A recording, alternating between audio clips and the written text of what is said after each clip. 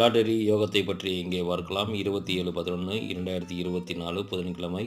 அதாவது இது காலச்சக்கரத்தின் கடிகார முள். அதாவது உங்களுக்கு யோகத்தை நாம் இங்கே எப்படி நாம் எடுத்துக்கொள்வோம் என்று இங்கே பார்க்கலாம். இன்றைய சூரியன், நட்சத்திரம், திதி, கரணம், யோகம், லக்னம் ஆகியவை வைத்து இங்கே உங்களுக்கு யோகமான எண்கள் இங்கே கொடுக்கப்பட்டுள்ளது.